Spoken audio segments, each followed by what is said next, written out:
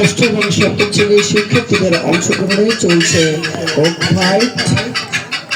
হাড্ডাহাড্ডি লড়াই চলছে এই মুহূর্তে এবং মাঠের অপর প্রান্তে মার্বেল স্পঞ্জ প্রতিযোগিতায় অংশ নেওয়ার জন্য উপস্থিত রয়েছেন ষষ্ঠ এবং সপ্তম শ্রেণীর মেয়েরা।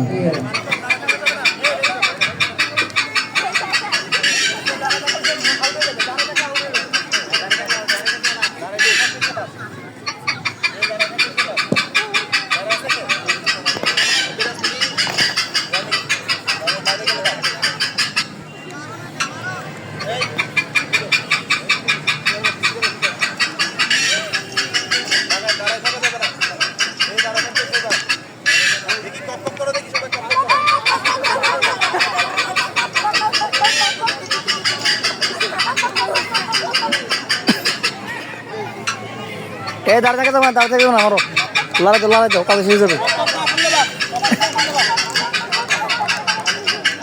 তাহলে যেন উৎসাহ দাও। দাঁড়িয়ে থাকলে হবে না, অবশ্যই লড়াই করতে হবে।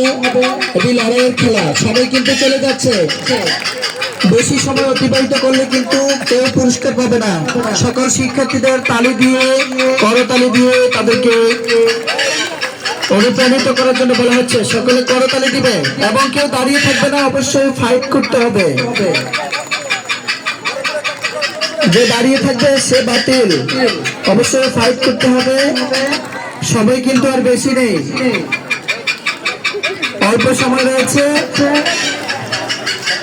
অল্প সময়ের মধ্যে ফাইট করতে হবে।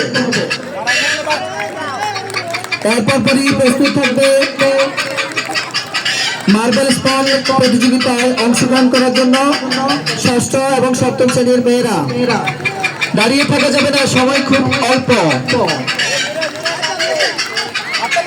আমরা দেখতে পাচ্ছি যে আর দুইজন মাত্র, আর দুইজন প্রতিযোগিতা এবং সেখান থেকে প্রথম দ্বিতীয় তৃতীয় স্থান অর্জনকারী শিক্ষার্থীদের